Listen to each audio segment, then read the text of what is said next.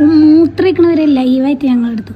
Hello guys, എല്ലാവരും ചോദിക്കണ്ടേ എങ്ങനെയാണ് ക്യാമറ ഒരു പൂതി എനിക്ക് തുടങ്ങിയത്? അതിനൊക്കെ കാരണം നമ്മളെ വാപ്പൻ ഈ കൂളിംഗ് ഗ്ലാസ് വെച്ചിരിക്കുന്ന ചുരുക്കള മനസ്സിലില്ല. ഇതാണ് നമ്മളെ വാപ്പ, നമ്മളെ പേരന്റെ ഹൈക്കമൻ. വാപ്പാക്ക് പണ്ടേ ഒരു ക്യാമറ ഉണ്ടെങ്കിൽ കാണാനേ ഒരു സീനാണ്. ഈ ക്യാമറന്റെ ഫ്ലാഷ് ഒക്കെ ഉണ്ടല്ലോ, താഴത്ത് ഇങ്ങനെ പൊന്തി വരുന്നതാണ്. ഇത് തുറക്കാനൊക്കെ പറ്റുട്ടോ. ഇക്കൊന്നുള്ളത് ഇതിന്റെ താഴത്തുള്ള ഇവിടെ ഫിലിം ഇടലാണ്. ഇതൊക്കെ കാണുമ്പോൾ നിങ്ങൾ വിചാരിച്ചു നമ്മളെ വാപ്പ പെരും പ്രൊഫഷണൽ. പക്ഷേ ആളെ പ്രൊഫഷണൽ അല്ലേ, പേഴ്സണലി ഈ ചുരുക്കുള്ള ടെറസിന്റെ മുകളിൽ മനസ്സിലില്ല. ഇതാണ് എന്റെ അമ്മ, നമ്മളെ പേരന്റെ കൺട്രോൾ റൂം. ഇമ്മാനെ പല വിധமான ഡ്രസ്സ് ഇട്ടുകാണ്ട് ടെറസിന്റെ മുകളിൽ കൊണ്ടുപോയിക്കാണ്ട് ഫോട്ടോ എടുത്തുകാണ്ട് അത് കേകിച്ചുകാണ്ട് ആൽബാക്കലേനി നമ്മളെ വാപ്പാന്റെ ഒരു ഹോബി. ഇമ്മാന്റെ അടുത്ത് കൊടുക്കുമ്പോൾ ഉമ്മമ്മി മരുവോളം തമ്മിൽ ഒരു ക്ലാഷ് വേണ്ടാച്ചിട്ട് ഇടക്കിടക്ക് ഉമ്മാനി ഒരു ഫോട്ടോ പെടുത്തി കണ്ട എന്റെ അമ്മ നിസ്കേരപ്പായിരുന്നു കഷ്ടപ്പെട്ടത് വായിക്കുന്നത്. അപ്പൊ സ്പോട്ടിവായിട്ട് ഫോട്ടോ അങ്ങനെ കണ്ടമാനം ഫോട്ടോ എടുത്ത് കണ്ടുമ്പോൾ അങ്ങനെ സ്റ്റാർ ആയിക്കൊണ്ടിരിക്കുമ്പോൾ ഞാനാണ് ഉണ്ടായി. ബൈ ഞാൻ പേരും ചൊറുക്കായിരുന്നു. പിന്നെ എന്റെ ക്യാമറ ഫോക്കസ് ഇല്ല. ഞാൻ ഇൻഡോർ മുതൽ ഔട്ട്ഡോർ വരെ, ഡ്രസ്സുള്ള മുതൽ ഡ്രസ്സ് ഇല്ലാത്തത് വരെ കണ്ടമാനം ഫോട്ടോസ് കണ്ട. ഇപ്പൊ ഒരു എസ്തെറ്റിക് ആയി വേണ്ട തോന്നുന്നു. ഏതോ ഒരു കുക്കാട്ട് കൊണ്ടിട്ടേ എന്റെ മോന്ത കണ്ടറിയാം അതിക്ക് പറ്റി തന്നെ ഇല്ല. പക്ഷെ അതൊന്നും വിഷയമില്ല, നമുക്ക് ഫോട്ടോ എടുക്കാം. അപ്പൊ നിങ്ങൾ വിചാരിച്ചു നമ്മളെ വാപ്പക്ക് ക്യാമറ മാത്രമേ കൊടുത്തുള്ളൂ, നമുക്ക് എഡിറ്റിംഗിലും ഉണ്ട് പിടി. ഇത് കണ്ട വെള്ളച്ചാട്ടത്തിന്റെ അടുത്ത് ഞങ്ങൾ പണ്ടേ പുറത്തു വിടാഞ്ഞിട്ടാ